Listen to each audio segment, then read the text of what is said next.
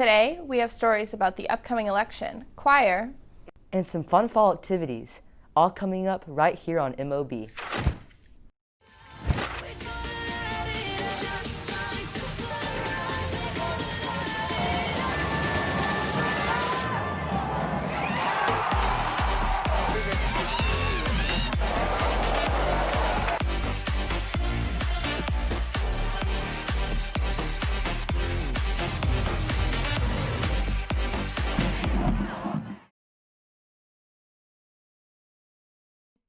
Welcome back, Marcus. I'm Claire Askew. And I'm Reese Rome. As you may know, 2020 is a presidential election, and with some seniors now being able to vote, we asked them how they felt. With the presidential election coming up, political conversation has been more common among students. Historically, younger people have shown the lowest voter turnouts, but we may see higher numbers this year, as government teacher Carrie Petkoff says. The 18 to 24s are more involved. I think there's a lot to, make you want to pay attention. There's a pandemic going on. You're not able to go to school. We sat down with 4 politically active students and asked them about their opinions on the election and politics, starting with what issues influenced their support. Mainly the pandemic response and how they'll respond to that. A lot of the plans dealing with the Affordable Care Act, how both candidates are going to tackle pre-existing conditions, Medicaid. I really focus looking on that. Economic issues too. Climate change, social justice, like just equality in all aspects, women's rights, abortion rights, that influences who I vote for. The stances on abortion and gun rights, because I find both of those things to be important, and my parents have helped bring up my values for both of those. The economy is pretty big, bouncing back after COVID, and law and order, and just giving the police more funding and stuff. That way they can do their jobs better and easier. Along with these issues, students shared what they believe their chosen candidate could accomplish in office. As well as I've talked about, the Affordable Health Care Act, I think that there's some tweaking that needs to be done, but I think that my candidate will really focus on making sure that everyone's protected and covered for things to come. It's just important that after the election we get the economy back to where it was and the record highs that it was at. Students tuned into the presidential and vice presidential debates and shared their thoughts. I would say they have informed me on the vice presidents for both candidates because I didn't know much about them prior. One thing I did get from the debates is that Joe Biden could denounce white supremacy, Donald Trump couldn't, which is just bad on so many levels. I'm a black woman in America, and black women are some of the most oppressed people in our country. Finally, Tristan Frederick discusses why political awareness could be growing for younger people. I know a lot of people are active on social media with politics and stuff and posting what they believe. No matter what party, staying informed is important. Carrie Petkoff lists ways to do so. I mean, it could be as little as, getting on Twitter and checking the trending, or on that news app on your phone, clicking a couple of those, basic news organizations like the Associated Press or Reuters or something like that. So you get those alerts, kind of have an idea of what's going on. This has been Meher Sandhu and Sarah Underwood reporting for MOB. Election Day is our next day off, so we'll have time to keep up with the coverage of the event. On this next story, we take a look at how COVID impacted choir.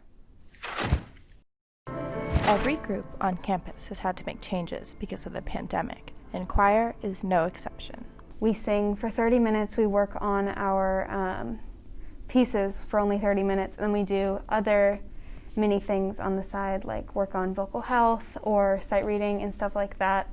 It's just hard because we can't work on our literature for the full class period. Maintaining 6 feet in choir has been a big challenge. It has been a little interesting because, one, we're not performing in front of a live audience, and we're all not really close together to where we all can't really hear each other very well. The first choir concert is virtual this year, and this has been tough news for some students. It's kind of been hard for me, knowing that my senior year I probably won't have any in-person concerts. So it kind of has been hard to think, oh, my first concert of senior year is just a video of us singing. This has been Claire Askew, reporting for MOB. I'm in Resinare, and it's been tricky trying to get things figured out, but our directors have been great, and I'm looking forward to our concert coming out in November. Halloween is almost here, and you know what that means. Pumpkin patches, haunted houses, and more. We all know 2020 has been stressful, so we want to find some fun activities for you this Halloween. If you have a young sibling or relative, the Flower Moms Pumpkin Patch is a great choice. This year, you'll need to make reservations, so go to flowermoundspumpkinpatch.com to schedule your trip. There is also a Fall Festival drive-thru at Bethel Dallas Church on October 31st, and a safe trunk-or-treat at City Park, Lake Dallas, on the 30th.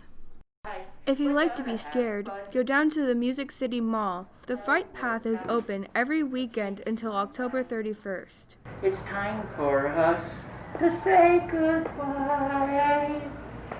We will take a walk to sing a song, and before it's too long, you will waste your time, 'cause it's time to go. It's time to die!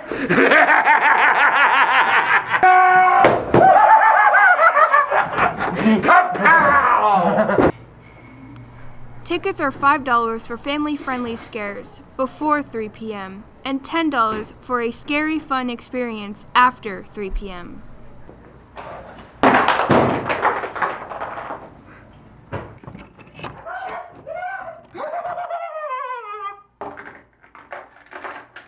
Hey, you better get your tails down here at Pride Path in Music City Mall in Louisville, Texas, or us guys will be coming for you.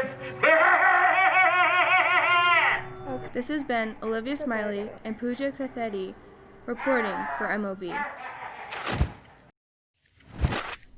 I've always loved the pumpkin patch, but that clown looked pretty scary. Now we go to an important message from the World Health Organization. The who? Hello, I'm Michael Ryan, Executive Director of the World Health Organization. We're doing our best to fight the spread of COVID-19, and I'm here to answer some of the press's questions about how to prevent the spread of the virus. But first, I'd like to ask all of you to put on your masks.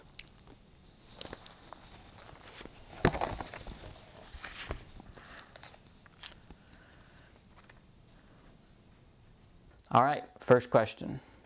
Hi, CNN, what's the best way to wash your clothes during the virus? Yeah, so same way, laundry machine. Yeah, laundry's the same. Since we're trying to fight the virus inside our bodies, what is the best brand of hand sanitizer to be drinking? Okay, don't drink hand sanitizer. I'm just gonna write down Purell. You know what? Never mind. Hi, I'm over here. Hi, I'm from a news network, Maybe. My question is, with the spread of the virus, many people are practicing social distancing. Oh, finally, a good question. My question is, what are you doing Friday? Okay, well, I have a wife, and no. Okay, well, if you get bored of her, let me know. Does anybody have any actual intelligent questions about the virus? What are the chances this is a Chinese chemical bioweapon? 0, it's not. Maybe. No, not maybe. Hi, CNN again. Should the president be impeached for his actions? Okay, well, I'm a doctor, and I'm not from the U.S., so I don't know how to answer that. Also, are you a Nazi? No. Dang it. I was really hoping you'd be a Nazi. Why? Hi, I have a question. Can the virus be spread from our pets to us? And what's the best way to dispose of our pets once we've killed them? I'm going to answer that question with a question. What is wrong with you people? You seem to not be answering our questions with much sincerity. Is this some sort of April Fool's joke to you? April. I have another question. What's that? Who's your daddy? I quit. I'm out. Executive Director Michael Ryan out forever. After party my place? I'm not sure that was a real World Health Organization. Definitely not. The first game I covered for MLB was the Jesuit game. Next up is some of the top plays. We also have some coverage from the Battle of the Mound. In the first game of their season, the Marauders beat Jesuit 48-31. Let's look at some of the plays that contributed to their win. Quarterback Garrett Nussmeier looked for a wide receiver, but he was smart and took the open hole for an easy first down. Later in the drive, he rolled out of the pocket and threw a shot to wide receiver J. Michael Sturdivant for the first touchdown. In the second quarter, Marcus added to their large lead with a long pass to Sturdivant for another touchdown. The Marauders kept rolling along the entire game with 3 more touchdowns. Now, let's take a look at the defense that played a huge part in their win. On a Jesuit drive, the quarterback finds a receiver, but 2 Marcus defensive backs were right there to hold them to a short gain. Great play. Jesuit tried a run play, but Ben McCready made a great tackle for no gain. This has been Reese Rome reporting for MOB. Everybody enjoyed our 55-14 win against Flower Mound. Let's take a look at some of the highlights of the game. Here is senior Garrett Nussmeier with a touchdown pass to senior Tyler Schott that brought the score to 13-0. Nussmeier is now the Marcus career all-time passing touchdown leader. Here's another successful throw by Nussmeier to J. Michael Sturdivant.